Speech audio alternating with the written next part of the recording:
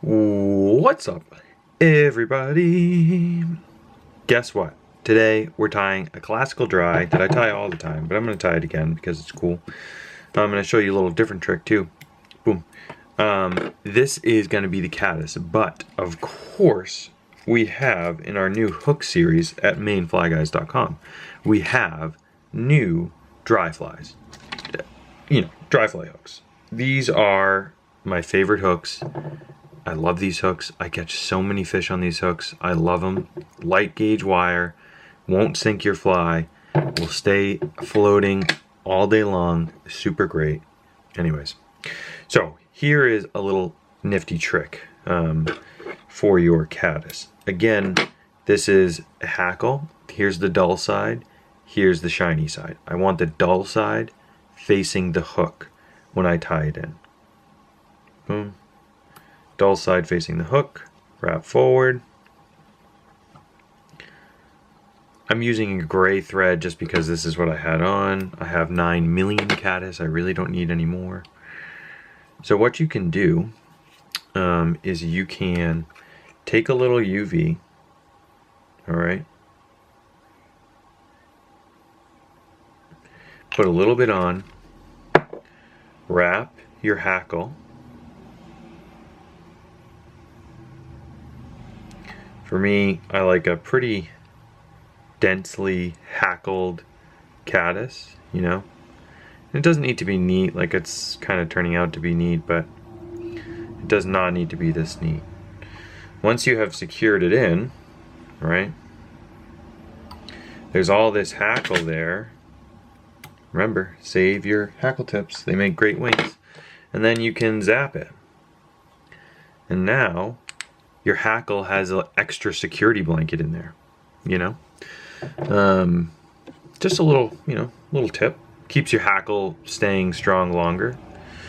Come in with a little dubbing, just to make a little buggy thorax. Do fish care about the buggy thorax? No, the answer is probably not. I trim the tops of my hackle so that my wings lay a little better. But you definitely don't have to do that. It does not make the pattern better. It doesn't catch more fish, that's for certain. Okay, so I have probably too much hair here. Boom. I like my tips to be lined up with the back of my hook. And then I'm going to come down and do 2. And then I'm going to start working in between my other fibers. Boom. The reason I work in between these other fibers is because it adds an extra layer of security when holding so that the tips won't roll, right? So that the tips won't roll. Thought I lowered this enough so that you could see the hole, but I guess I did not. Boom. Look at that. Look at that flare. I might cut that. See that extra flare up here? I might cut those. Okay, so now I've got it out front. And again, if you trap like a fiber or two, do not really worry about it. Because we're gonna go crazy with trimming. No great caddis has been made without great trimming. That's not true, but. So then, you can either pull all these, I kind of just, it depends. I get a good angle, and I kind of can free ball it. And then I will just trim like a maniac. So these here, I don't really like them. See, that looks much better. That looks much more caddis-like. So then I just kind of go crazy. And I use that hook as a guide. This is why a rotary vise is so great, because you can just flip it over. I recommend the TRV from HMH. That's the only vise that I will ever use for the rest of my life. Because, yeah, it's just that good. Like, I don't say that lightly either. It really is just that good. Anyway, so, let's see here. Trim that off a little bit, shall we? Made a little button head. A couple of fibers trapped down here. Get rid of those. And there we go.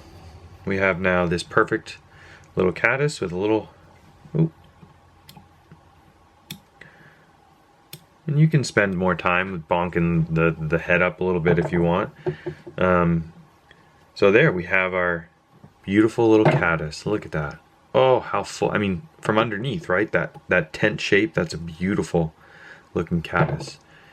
If you're fishing caddis, this is, I mean, there's just really no, there's just really nothing better. For extra security, if you want this head to last longer, I put little dabs of super glue on the corners.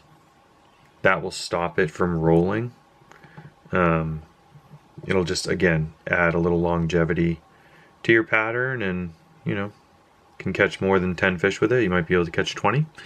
And so boom, there is, I mean, you know, caddis, they don't get much buggier than this, right? Like, this is the ultimate pattern. And this hook, oh, look at that hook. That is a nice hook right there. So anyways, that's the caddis. That's as simple as it gets right there. One of the most famous patterns of all time, for good reason. It just looks like a caddis, you know? Anyway, so goes perfect with our new dry fly hooks. Please check them out. They're fantastic. Hope you like them. Hope you like this video. MaineFlyGuys.com. That's where you can get these new dry fly hooks. And we will see you next time.